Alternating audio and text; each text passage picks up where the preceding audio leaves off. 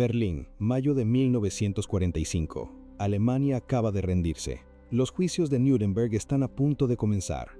El mundo cree que la justicia va a llegar. Lo que no sabe es que en ese mismo momento, miles de criminales de guerra están desapareciendo.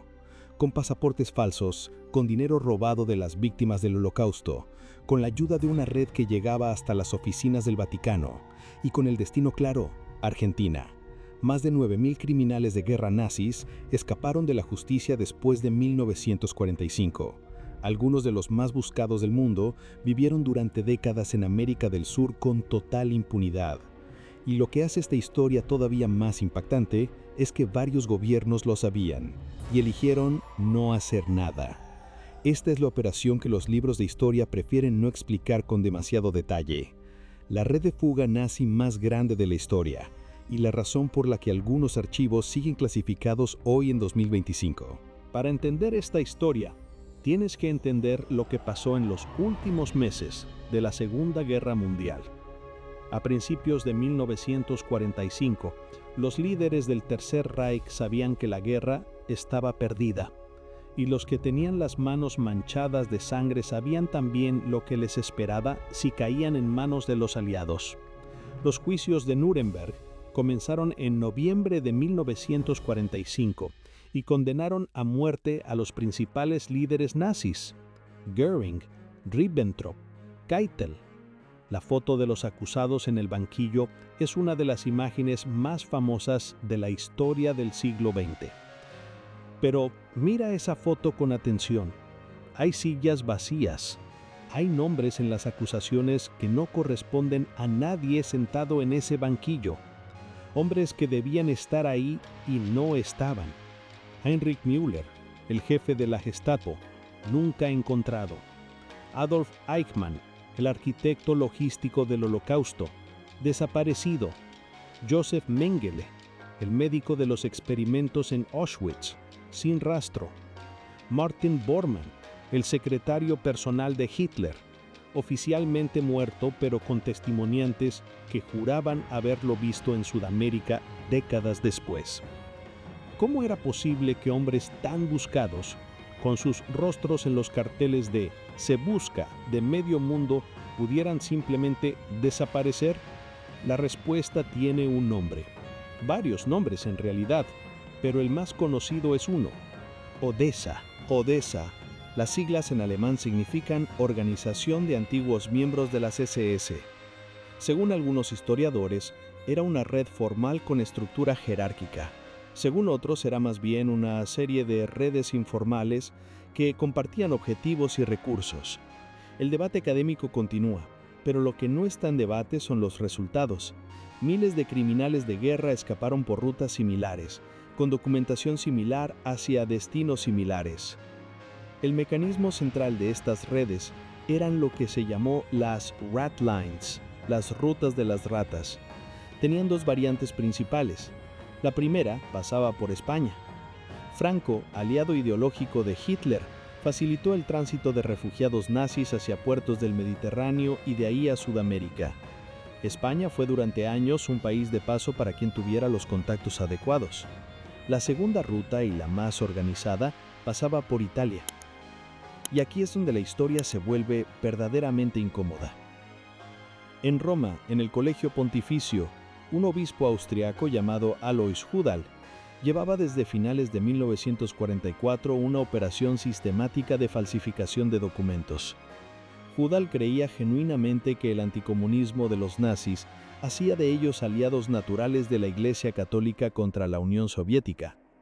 Con esa lógica organizó la emisión de pasaportes de la Cruz Roja Internacional, que en ese momento no verificaba la identidad de los solicitantes, a criminales de guerra que llegaban a Roma con sus uniformes ya cambiados por ropa civil. El proceso era así. El fugitivo llegaba a Roma, contactaba con la red de Hudal, o redes similares, obtenía un nuevo nombre, una nueva identidad, documentación de la Cruz Roja y, en muchos casos, una carta de recomendación de algún sacerdote local. Con esos papeles compraba un pasaje en barco desde Génova hasta Buenos Aires, Montevideo o algún otro puerto sudamericano. El coste del pasaje lo pagaban con dinero de un fondo que, según las investigaciones posteriores, estaba parcialmente financiado con oro y bienes robados a las víctimas del Holocausto durante la guerra. El Vaticano oficialmente nunca reconoció el papel de Judal. Lo que sí reconoció, décadas después, cuando los documentos empezaron a aparecer en archivos, fue que algunos clérigos actuaron de manera inapropiada. Esa frase de una página, enterrada en un comunicado burocrático de 1998, es la única admisión oficial. Juan Domingo Perón llegó al poder en Argentina en 1946, exactamente en el momento en que los criminales de guerra europeos empezaban a necesitar un destino. La coincidencia no era accidental. Perón tenía varias razones para recibir a los recién llegados europeos. La primera era ideológica. Admiraba abiertamente ciertos aspectos del fascismo europeo y veía a muchos de esos inmigrantes como personas con habilidades técnicas y militares que podía usar. La segunda era económica. Argentina necesitaba técnicos, ingenieros y científicos para modernizarse, y los europeos que llegaban con diplomas y experiencia eran bienvenidos sin demasiadas preguntas. La tercera razón es la que no aparece en los libros de texto. Perón sabía exactamente quiénes eran algunos de los que llegaban. Los documentos argentinos desclasificados en los años 90 muestran que la inteligencia argentina identificó a varios criminales de guerra en el país, y que en algunos casos las autoridades recibieron instrucciones de no interferir. Adolf Eichmann llegó a Argentina en 1950, usando el nombre falso de Ricardo Clement. Trabajó durante años en una fábrica de automóviles en Buenos Aires, vivió con su familia en un barrio residencial de clase media. Sus vecinos lo conocían como un hombre tranquilo y trabajador. Joseph Mengele llegó en 1949, vivió en Buenos Aires durante años. Llegó a obtener documentación argentina con su nombre real en 1956, cuando el régimen perulista ya había caído. Nunca fue extraditado. Murió en Brasil en 1979 de un ataque al corazón mientras nadaba en la playa, sin haber enfrentado ningún juicio. Klaus Barbie, el carnicero de Lyon, fue localizado en Bolivia en los años 80.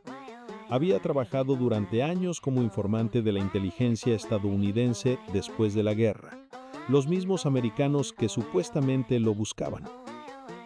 Cuando finalmente fue extraditado a Francia en 1983 y condenado a cadena perpetua, había pasado casi 40 años libre. Y luego está el caso de Martin Bormann. El secretario personal de Hitler fue oficialmente declarado muerto en 1945, con base en unos restos encontrados en Berlín, que años después resultaron ser de otra persona. Múltiples testimonios, algunos de ellos de fuentes confiables, lo situaron en Argentina y Paraguay en los años 50 y 60. Los documentos de la CIA, desclasificados en 2017, mencionan específicamente a Bormann en el contexto de Sudamérica. El caso sigue técnicamente abierto. La pregunta que esta historia inevitablemente plantea es ¿por qué? ¿Por qué los aliados, que tenían los recursos y la información, no persiguieron más agresivamente a los fugitivos? La respuesta tiene varias capas. La primera capa es la más conocida, la Guerra Fría. A partir de 1947, la prioridad absoluta de Estados Unidos y sus aliados no era procesar a criminales de guerra nazis, sino contener la expansión soviética. Muchos nazis tenían conocimientos valiosos sobre tecnología militar, sobre redes de inteligencia, sobre la estructura del Partido Comunista Alemán. Esos conocimientos tenían valor. Y a veces ese valor era mayor que el coste político de ignorar los crímenes pasados. La operación Paperclip, el programa secreto estadounidense que reclutó a científicos nazis para la carrera espacial y los programas de armamento, es el ejemplo más documentado de esta lógica. Wernher von Braun, el ingeniero principal del cohete Saturno V que llevó a los americanos a la Luna, Fue miembro del partido nazi y oficial de las SS. Su historial fue deliberadamente falsificado por el gobierno americano para hacerlo elegible para el programa espacial. La segunda capa es institucional. Las organizaciones creadas para perseguir a los criminales de guerra tenían recursos limitados, mandatos que expiraban y, en varios casos, personal que tenía sus propias razones para no ser demasiado eficiente. La tercera capa, la más oscura, es la complicidad activa. No solo de Perón en Argentina, sino de varios gobiernos latinoamericanos que vieron en los inmigrantes europeos con experiencia militar y técnica un recurso valioso para sus proyectos nacionales. Paraguay bajo Stroessner, Bolivia, Chile, todos recibieron, en diversas medidas, a fugitivos europeos con historiales que no resistirían un escrutinio serio. Y el Vaticano, que ha hecho varios actos de reconocimiento y arrepentimiento por su rol durante la Segunda Guerra Mundial, nunca ha dado una explicación completa del papel de las redes eclesiásticas en la fuga de criminales de guerra. Las consecuencias de estas décadas de impunidad se sienten todavía hoy. En Argentina, la presencia de criminales de guerra europeos durante los años 50 y 60 tuvo un efecto contaminador en la cultura política del país. Algunos de los inmigrantes nazis transfirieron su experiencia y su ideología a redes locales que, décadas después, participarían activamente en la dictadura argentina de 1976 a 1983. En Alemania, el debate sobre cuánto sabían las instituciones de la posguerra y cuánto decidieron ignorar es un proceso que todavía continúa. En 2011, el llamado Informe Mitte reveló que el Ministerio de Justicia alemán de la posguerra estaba plagado de exmiembros del partido nazi. En 2014, la Fiscalía alemana reabrió más de 70 casos contra guardias de campos de concentración, algunos de ellos en sus 90 años, por crímenes cometidos 7 décadas antes.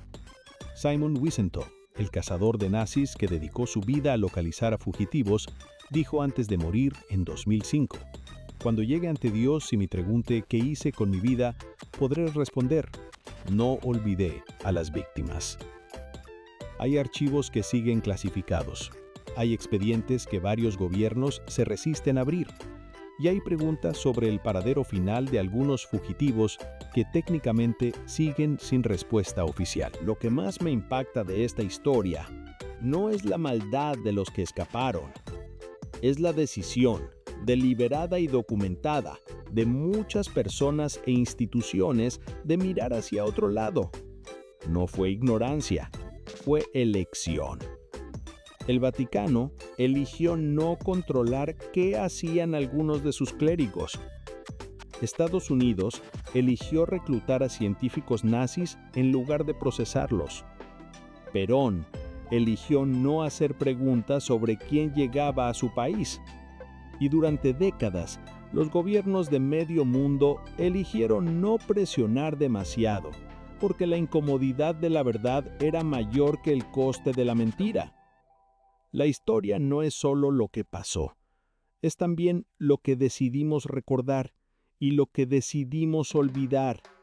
Y en el caso de los criminales de guerra nazis que vivieron décadas libres en América del Sur, lo que decidimos olvidar fue enorme. ¿Qué parte de esta historia te parece más impactante? ¿La Red Vaticana? ¿La complicidad de Perón? ¿O el hecho de que los americanos reclutaron nazis para la carrera espacial? Cuéntamelo en los comentarios. La semana que viene nos vamos al siglo XVIII, a las selvas de Paraguay, porque hay una orden religiosa que construyó un mini imperio en Sudamérica, acumuló más riqueza de la que cualquier gobierno podía tolerar y fue expulsada de un día para otro. Y su tesoro, que es real, está documentado y nadie ha encontrado, sigue escondido en algún lugar de la selva paraguaya. Suscríbete y activa la campanita para no perderte esa historia. Y si este video te impactó, compártelo con alguien que todavía crea que la historia oficial siempre dice la verdad. Hasta la semana que viene.